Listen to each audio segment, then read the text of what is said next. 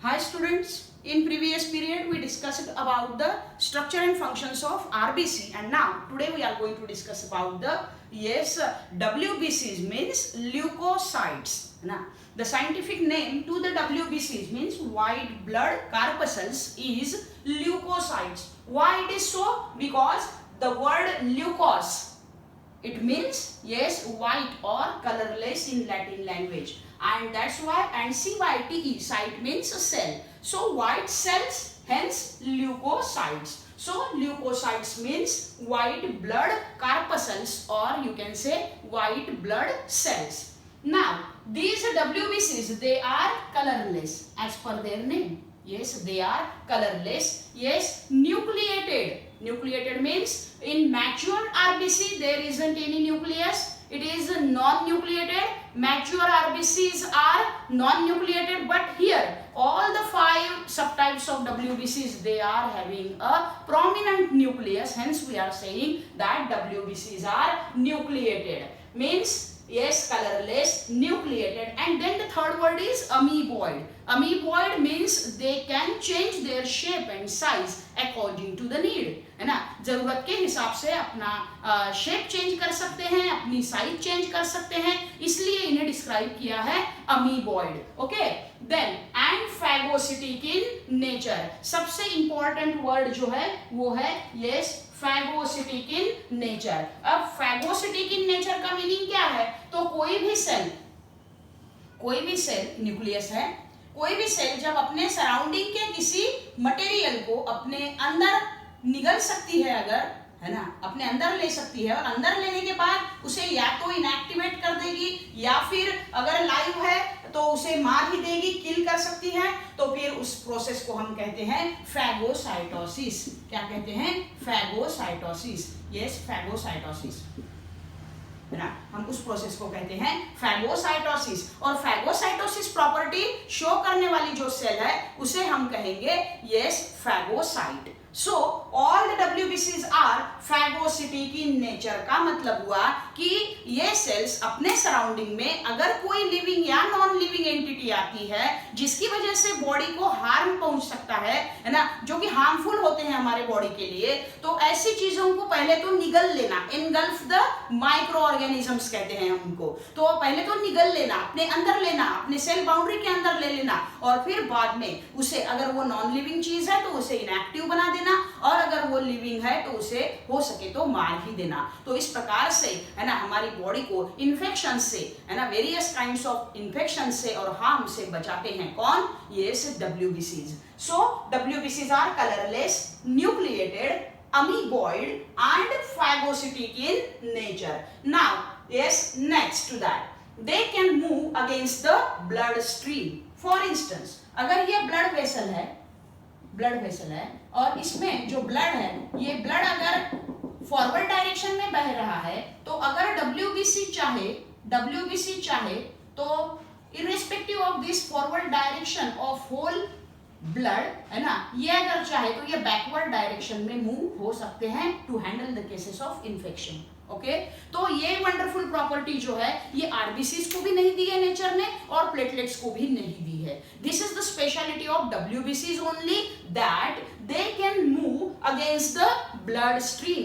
Blood forward direction में बह रहा है, बावजूद इसके WBC अगर चाहे तो वो बैकवर्ड डायरेक्शन में मूव हो सकते हैं. Means they can move against the blood stream, and this wonderful property is shown only by WBCs, neither by RBCs nor by platelets. So this is one of the wonderful and special feature of leukocytes means WBC.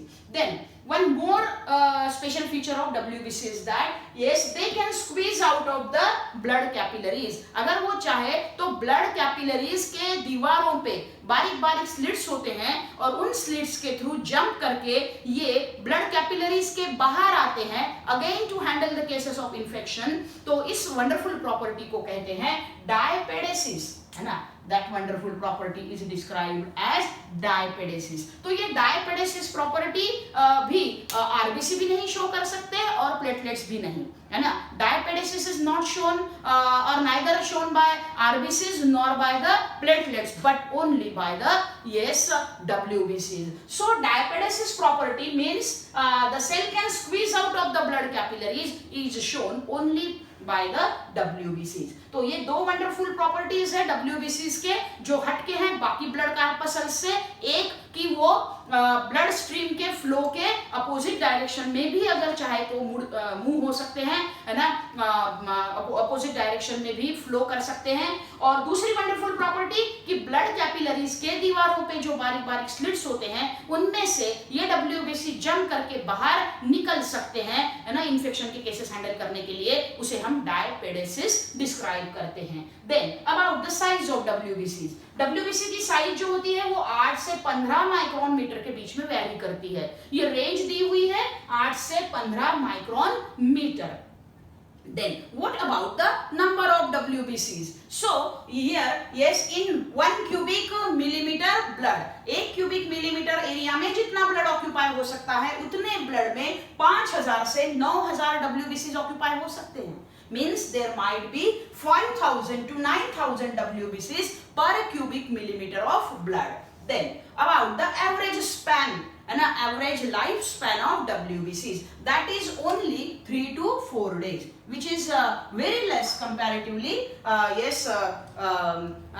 That is in case of the RBCs. तो RBC के case में जो RBC का life span होता है वो होता है 120 दिन का, 120 डेज, है ना। उसके कंपैरिजन में यहाँ WBC का लाइफ स्पैन जो है वो बहुत कम है और वो है 3 से 4 दिन। Okay, so The average lifespan is 3 to 4 days. क्यों बेटा ऐसा क्यों है, इनका लाइफ स्पैन इतना कम क्यों है? क्योंकि इन्हें डिफेंस मैकेनिज्म में इन्वॉल्व होना है और डिफेंस मैकेनिज्म में इन्वॉल्व होने के हिसाब से कोई रिस्क नहीं लेना चाहता नेचर। सो अगर ज्यादा टाइम पीरियड प्रोवाइड कर दिया, अगर लंबा सा लाइफ स्पैन इन्हें दे दिया तो हो सकता है कि इनकी वर्किंग इफिशियंसी क्या हो जाए, आखिरी दिनों में कम हो जाए। तो नेचर कोई रिस्क नहीं लेना चाहता एज पर as defence mechanism is concern, तो इसलिए इनका लाइफ स्पैन कम रखा है, 3 से 4 दिन तक का रखा है ताकि वो इफिशियंटली काम कर सके, सेवा दे सके। सो that is about the lifespan of WBCs. Now the process of formation of WBC. WBC हमारे शरीर में जब बनते हैं, है ना, तो उस बनने की प्रोसेस के लिए क्या शब्द है, क्या टर्म है उसके लिए, तो that term is leucopoiesis. The process of formation of WBCs is called as leukopoiesis. और कहाँ बनते हैं ये प्रोसेस, कहाँ होती है? हम अपने बॉडी में ल्यूकोसाइट्स को यानी कि WBCs को कहाँ ऑब्जर्व कर सकते हैं? यस, रेड बोन मैरो में, देन स्प्लीन में, देन लिम्फ नोड्स में। लिम्फ नोड हम इसी चैप्टर के आखिरी पार्ट में लिम्फेटिक सिस्टम डिस्कस करेंगे, तब मैं लिम्फ नोड के वगैरह बारे में आपको बहुत अच्छे से और डिटेल में बताऊंगी। तब तक के लिए लिस्ट याद रखो बस, red bone marrow, spleen, lymph nodes, tonsils, thymus and Peyer's patches. इन 5 जगहों पे हम WBCs ऑब्जर्व कर सकते हैं। Then about the increase in number of WBCs, अगर नॉर्मल डिसाइडेड एक स्टैंडर्ड वैल्यू से, है ना, WBC की संख्या अगर ऊपर हो जाती है, ज्यादा हो जाती है, तो उसके लिए हम क्या टर्म यूज करते हैं? उसके लिए टर्म यूज की जाएगी leukocytosis. Means increase in number of WBCs can be described as leukocytosis, है ना, उसे हम ल्यूकोसाइटोसिस बोलेंगे। अगर ये नंबर कम हो जाता है जरूरत से, नॉर्मल वैल्यू से, तो उसे हम बोलेंगे leukopenia. So decrease in number of WBCs is called as leukopenia and increase in number of WBCs is called as leukocytosis. Increase in number of WBCs, leukocytosis. Decrease in number of WBCs, leukopenia. Now some other important feature regarding the WBCs, that a pathological increase in WBCs, है ना, अगर WBCs की संख्या बहुत ज्यादा बढ़ गई, है ना, तो डॉक्टर को एक डाउट आ सकता है और वो डाउट आ सकता है ब्लड कैंसर के कंसर्न में, यस, जिसको कि हम लैटिन भाषा में कहते हैं यस ल्यूकेमिया। ल्यूकेमिया यानी कि ब्लड कैंसर। सो अगर ये पैथोलॉजिकल इंक्रीज, पैथोलॉजिकल वर्ड आता है, so your answer should be yes leukaemia then, तो आपका आंसर ल्यूकेमिया होना चाहिए. So a pathological increase in WBCs is called as is described as leukaemia means blood cancer. Then yes dead WBCs, अब 3 से 4 दिन का कार्यकाल समाप्त होने के बाद, है ना, खत्म होने के बाद WBCs को कहाँ लेके जाता है ब्लड इन्हें? यस कौन से ऑर्गन्स में? लीवर में, है ना, या फिर लिम्फ नोड्स में, और खास करके लीवर में ले जाके उन यस WBCs को वहां डिस्ट्रॉय किया जाता है, डिजेनरेट करवाया जाता है. क्यों? क्योंकि उनका लाइफ स्पैन जो है, उनका वर्किंग पीरियड जो है, उनका कार्यकाल जो है वो खत्म हो चुका है, वो समाप्त हो चुका है. तो उस प्रोसेस को, है ना, कहाँ कंप्लीट किया जाता है? लीवर में कंप्लीट किया जाता है. सो इस प्रकार से हमने WBCs के मेन फीचर्स देख लिए, है ना. 4 टर्म आपको एकदम अच्छे से ध्यान में रखने हैं. डायपेडेसिस, है ना, yes squeezing out of WBCs through the blood capillaries, है ना. दूसरा ल्यूकोपोएसिस, फॉर्मेशन ऑफ WBC. तीसरा increase in number of WBCs, leukocytosis. चौथा yes decrease in number of WBCs, leukopenia. And then a pathological increase, leukemia or blood cancer, and WBCs are destroyed in liver. Okay, so thus in this way, this is all about the WBCs. And now we are going to shift on another topic, that is the types of WBCs. Okay, so now about the types of WBCs. There are 2 basic types of WBCs. Yes, granulocytes and agranulocytes. Granulocytes and agranulocytes. तो इनमें क्या difference है granulocytes और अग्रैन्युलोसाइट्स में? सो granulocytes यानी वो sales जिनके cytoplasm में ग्रैन्यूल्स है.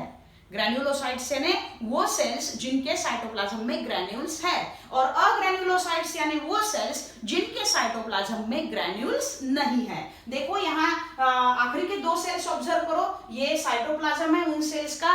यस, यहाँ कोई भी ग्रैन्यूल्स नहीं दिखाए हैं, और शुरुआत के जो 3 सेल्स है 1, 2 एंड दिस 3, है ना, इनमें ग्रैन्यूल्स दिखाए गए हैं. सो अब पहले डिस्कस करते हैं ग्रैन्युलोसाइट्स के बारे में. ग्रैन्युलोसाइट्स 3 प्रकार के हैं, न्यूट्रोफिल्स, एसिडोफिल्स और बेसोफिल्स. ये 3 प्रकार के ग्रैन्युलोसाइट्स है. पहले लेते हैं डिस्कशन के लिए न्यूट्रोफिल्स. न्यूट्रोफिल्स में जो ग्रैन्यूल्स है ना, वो ग्रैन्यूल्स कैसे है? फाइन है. फाइन है एकदम बारीक, छोटे आकार के, है ना, एकदम बारीक है, छोटे आकार के हैं, स्मॉल इन साइज. सो उनके लिए यूज किया है word fine. So granules are fine and numerous. Numerous यानी मेनी, बहुत सारे ग्रैन्यूल्स हम देख पा रहे हैं, पास में नजदीक में अरेंज किए हुए हैं. So their number is more. That's why numerous. So neutrophils के ग्रैन्यूल्स आकार में छोटे हैं, बारीक है, और संख्या में बहुत ज्यादा है. And they get stained with neutral dyes. तो ये अपने आप को ऐसे स्टेन से, ऐसे रंग से, ऐसे डाई से रंगना पसंद करते हैं जिनकी पीएच वैल्यू जो है ना, वो 7 है. यानी कि वो कैसे है, कौन सी पीएच वैल्यू के हैं? न्यूट्रल पीएच वैल्यू के हैं. ऐसे डाई से रंगना ये अपने आप को स्टेन करना पसंद करते हैं. इसीलिए इनका नाम क्या रखा हुआ है? न्यूट्रोफिल्स. इसीलिए इनका नाम रखा हुआ है neutrophils. Now yes, the more about the nucleus of neutrophil. Now so the nucleus of neutrophil is 3 to 5 lobe. कितने लोब्स होते हैं? 3 से 5 लोब. तो जो डायग्राम मैंने ड्रॉ की है बेटा, उसमें 5 लोब है. कैसे? देखो, एक ये है 2 लोब, दूसरा लोब, ये है 3rd वन, तीसरा लोब, है ना, ये है 4था लोब, है ना, और ये है 5वां लोब. तो इसमें कितने लोब्स है टोटल? यस, 5 लोब्स है ना, 5 लोब्स है. सो 3 to 5 लोब हो सकती है यस ये न्यूट्रोफिल सेल. यस, और कभी 3 लोब वाली, कभी 4, कभी 5, है ना, अप टू 7 तक भी ये नंबर जा सकता है. तो अलग अलग न्यूट्रोफिल्स में लोब्स की संख्या अलग अलग है, इसलिए इन्हें डिस्क्राइब किया जाता है पॉलीमॉर्फ. पॉली यानी मेनी, मॉर्फोलॉजी यानी एक्सटर्नल अपीयरेंस. तो न्यूक्लियस का अपीयरेंस अलग अलग न्यूट्रोफिल्स में अलग अलग हो सकता है ना, इसीलिए इन्हें और एक टर्म दी गई है पॉलीमॉर्फ्स. क्या टर्म दी गई है? पॉलीमॉर्फ्स. अब बात करते हैं इनके कंट्रीब्यूशन की। तो टोटल जो 5 WBCs के प्रकार हैं उनमें ये न्यूट्रोफिल्स कितना कंट्रीब्यूट करती है, तो ये न्यूट्रोफिल्स कंट्रीब्यूट करती है 54 to 62%, ये कंट्रीब्यूट करती है 54 to 62%। Then about their function, क्या रोल है इनका ये ह्यूमन बीइंग के बॉडी में, है ना, एक्टिविटीज में, कौन से एक्टिविटीज में ये अपना रोल रखती है। So mainly they are phagocytic in nature, है ना, मेन इनका काम है यस फैगोसाइटोसिस प्रोसेस में इन्वॉल्व होना, यानी कि अगर कोई लिविंग या नॉन लिविंग हार्मफुल चीज बॉडी में एंटर होती है तो उस चीज को नष्ट करना, है ना, ये काम होता है न्यूट्रोफिल्स का, जिसको कि हम कहते हैं फैगोसाइटोसिस। और ये प्रॉपर्टी परफॉर्म करने वाले सेल्स को हम डिस्क्राइब करते हैं फैगोसिटिक सेल्स या फैगोसाइट। तो इस प्रकार से इनका न्यूट्रोफिल्स का जो मेन फंक्शन है बेटा वो है phagocytosis, hence we can say that they are phagocytic in nature, they are phagocytic in function, means they can engulf micro organisms, they can engulf, engulf यानी निगलना, मराठीमध्ये गिळून टाकणे, ओके। तर हे गिळून टाकू शकतात आपल्या आजूबाजूच्या हार्मफुल गोष्टींना आणि बॉडीला वाचवतात येस कुठल्याही प्रकारच्या धोक्यापासून, ठीक है। So this is all about the neutrophils. Then the second type is acidophil. Acidophil का और एक नाम है इओसिनोफिल। एसिडोफिल्स को और एक नाम है इओसिनोफिल्स, है ना। तो ये इओसिन क्या है, ये एक स्टेन है जो कॉमनली लेबोरेटरीज में यूज होता है, जिसकी पीएच जो है वो 1 से 7 के बीच में रहती है, एसिडिक नेचर होता है इसका, और इसीलिए इन सेल्स का नाम एसिडोफिल्स रखा गया है। तो इनके ग्रैन्यूल्स कैसे हैं, इनके भी ग्रैन्यूल्स देखो फाइन है, यानी कि छोटे आकार के हैं, है ना, इनके भी ग्रैन्यूल्स जो है वो फाइन है, छोटे आकार के हैं, लेकिन संख्या में एज कंपेयर टू न्यूट्रोफिल्स कैसे है, कम है। एज कंपेयर टू न्यूट्रोफिल्स संख्या में ग्रैन्यूल्स कम है और साइज जो है वो कैसी है, छोटी है। और कौन से डाई से ये स्टेन होते हैं, है ना, तो वो है एसिडिक डाई, और कॉमनली यूज्ड एसिडिक डाई जो होता है लेबोरेटरीज में वो होता है इओसिन, इसीलिए एसिडोफिल को और एक नाम दिया गया है इओसिनोफिल्स। इनका न्यूक्लियस कैसा है, न्यूक्लियस देखो बेटा इसका बायलोब्ड है, बाय यानी दो, कितने लोब्स होंगे न्यूक्लियस में, एसिडोफिल के 2 लोब्स होंगे, ये मैं डार्क करने जा रही हूँ 2 लोब्स, है ना, तो ये है फर्स्ट लोब और ये है सेकंड लोब, है ना, ये है सेकंड लोब। तो इस प्रकार से 2 लोब्स होने की वजह से हम एसिडोफिल को डिस्क्राइब करते हैं बायलोब, है ना।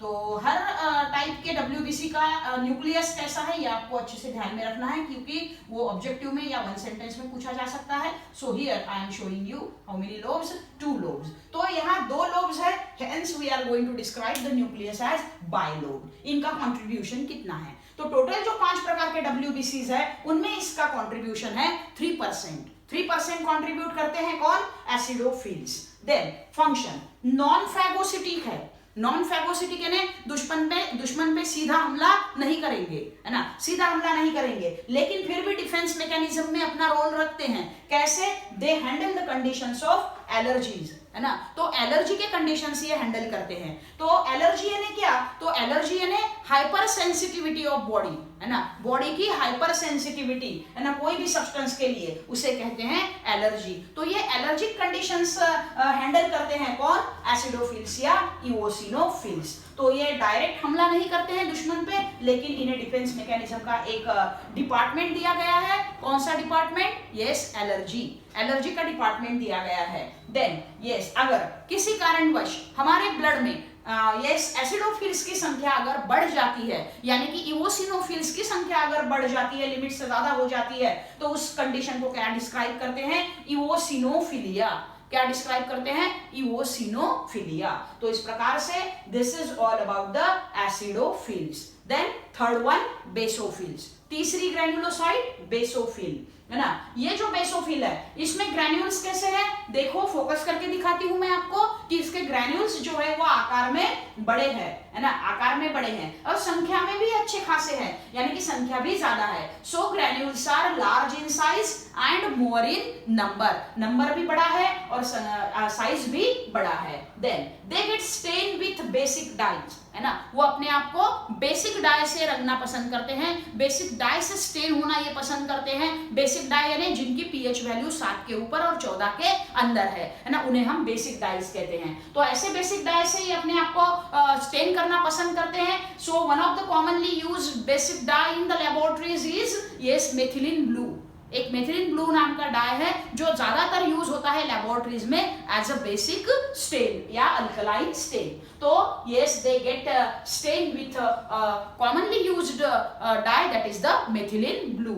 Then इनका न्यूक्लियस कैसा है? सो इनका न्यूक्लियस है ट्विस्टेड। कैसा है न्यूक्लियस? ट्विस्टेड, डायग्राम में दिखाया गया है ट्विस्टेड न्यूक्लियस। देन परसेंटेज कितना है, कितना कंट्रीब्यूट करते हैं ये टोटल डब्ल्यूबीसीज में? तो बहुत कम संख्या है इनकी, बहुत कम अमाउंट है इनका।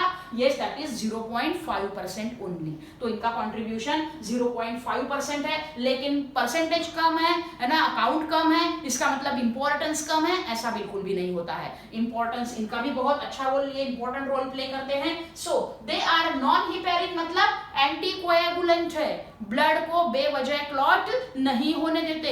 जब ब्लड जो है वो सर्कुलेटिंग रहता है हमारे बॉडी में, फ्लोइंग स्टेटस में रहता है, तब उसका क्लॉट न होना ही हमारे बॉडी के लिए अच्छा होता है। और इस फ्लोइंग ब्लड को क्लॉट, बेवजह क्लॉट न होने देने की जिम्मेदारी किसके ऊपर आई हुई है? यस बेसोफिल्स के ऊपर आई हुई है। So basophils are non heparic means they are anticoagulant, बहते हुए ब्लड को, फ्लोइंग ब्लड को, क्लोज सिस्टम के थ्रू बह रहे ब्लड को क्लॉट नहीं होने देना, ये जिम्मेदारी नेचर ने इनके ऊपर डाली है। यस उन्हें एंटीकोएगुलेंट बना के। Then they are also involve in allergic condition, साथ ही साथ ये एलर्जी का डिपार्टमेंट भी हैंडल कर लेते हैं। तो this is all about the basophils. Now yes about the agranulocytes. Agranulocytes यानी ऐसे सेल, है ना, ऐसे सेल्स जिनके साइटोप्लाज्म में ग्रैन्यूल्स नहीं है। उनमें पहला प्रकार आता है लिम्फोसाइट्स। पहला प्रकार आता है lymphocytes. Lymphocytes they show large and round nucleus. Cell की ओवरऑल साइज के हिसाब से न्यूक्लियस की साइज अच्छी खासी बड़ी है। देखो न्यूक्लियस कितना बड़ा है, ये है इसका न्यूक्लियस, है ना, ये है अग्रेन्युलोसाइट में। यस लिम्फोसाइट का जो भी अभी मैं लाइनिंग से ये कर रही हूँ वो है किसका न्यूक्लियस? यस अग्रेन्युलोसाइट कैटेगरी में से लिम्फोसाइट का ये न्यूक्लियस है। सेल ओवरऑल सेल साइज के हिसाब से न्यूक्लियस की साइज कैसी है? अच्छी खासी बड़ी है, इसलिए मैं डिस्क्राइब कर रही हूँ लार्ज। और रही बात शेप की, तो शेप कैसा है? ये राउंड है, गोल आकार का न्यूक्लियस है। So lymphocytes they show large and round nucleus. Then what about the contribution? Yes 25 to 30% yes of all the different WBCs. Then इनका फंक्शन क्या है? फंक्शन इनका ये है एंटीबॉडीज और एंटीटॉक्सिन्स प्रोड्यूस करना। एंटीबॉडीज और एंटीटॉक्सिन्स प्रोड्यूस करना, यानी हमारे शरीर में जो हार्मफुल सब्सटेंसेस एंटर होते हैं, लिविंग हो चाहे नॉन लिविंग हो, है ना, तो उनके अगेंस्ट एंटीबॉडीज प्रोड्यूस करके उन्हें इनएक्टिव बना देना, है ना। और अगर कोई पॉइजनस सब्सटेंस या टॉक्सिक सब्सटेंस हमारे बॉडी में एंटर होता है तो, है ना, उनकी जो टॉक्सिसिटी है उसे या तो माइल्ड करना या फिर खत्म ही कर देना। ऐसे केमिकल्स को कहते हैं एंटीटॉक्सिन्स। और ये एंटीटॉक्सिन्स प्रोड्यूस करना और एंटीबॉडीज प्रोड्यूस करना, ये दो काम दिए गए हैं किन्हें? यस लिम्फोसाइट्स को। So the function of lymphocytes is to produce antibodies and antitoxins against the harmful substances that might enter the body. Then it is the smallest WBC, है ना। 5 प्रकारों में से कौन से 5? न्यूट्रोफिल, एसिडोफिल, बेसोफिल, लिम्फोसाइट और monocyte. इन 5 प्रकारों में सबसे छोटे आकार की WBC कौन है बेटा? लिम्फोसाइट है। Then about the last topic, that is the monocytes. Monocytes के बारे में लार्जेस्ट WBC है। जैसे लिम्फोसाइट 5 में सबसे छोटी थी, वैसे मोनोसाइट 5 में सबसे बड़ी है, लार्जेस्ट WBC, है ना। और न्यूक्लियस के बारे में क्या कह सकते हैं? न्यूक्लियस भी इसका अच्छा खासा बड़ा है। ओवरऑल सेल साइज की अगर बात करते हैं तो ओवरऑल सेल साइज के हिसाब से न्यूक्लियस की साइज जो है वो अच्छी खासी बड़ी साइज है। और न्यूक्लियस का जो शेप है बेटा, वो शेप कैसा है? यस किडनी शेप है। न्यूक्लियस का शेप कैसा है, किडनी शेप है। सो ये 5 में सबसे बड़े आकार की WBC है। इसका न्यूक्लियस ओवरऑल सेल साइज के हिसाब से बहुत बड़ा है।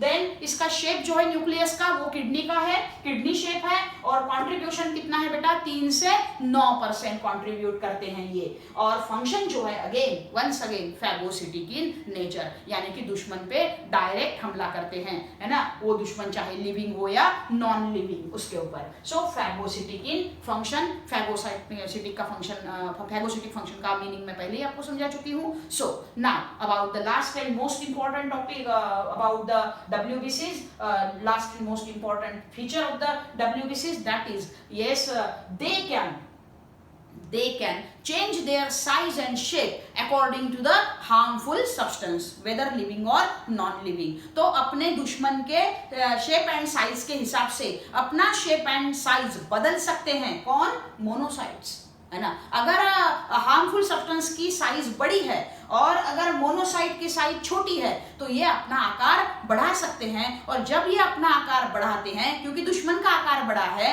तो फिर इनका नाम चेंज हो जाता है और उन्हें एक नया नाम मिलता है, and that new name is macrophage. क्या नाम मिलता है इन्हें? नया मैक्रोफेज नाम मिलता है। और फिर ये मैक्रोफेज जो है ये लिविंग हो चाहे नॉन लिविंग हो, हार्मफुल सब्सटेंसेस को नष्ट करते हैं।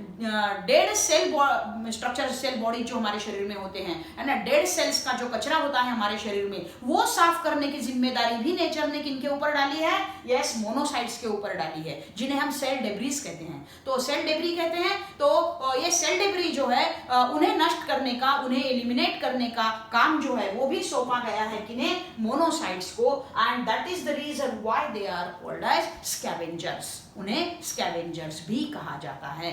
तो ये दुश्मन के आकार के हिसाब से, दुश्मन के साइज के हिसाब से मोनोसाइट्स अपनी साइज चेंज कर सकते हैं, खुद बड़े हो सकते हैं, और बड़े होने के बाद उन्हें एक नया नाम मिलता है मैक्रोफेज। और ये मैक्रोफेज डेड सेल्स को जो है वो नष्ट करते हैं, एलिमिनेट करते हैं, और इसलिए इन्हें और एक नया नाम मिलता है, ये scavengers. So this is all about the WBCs।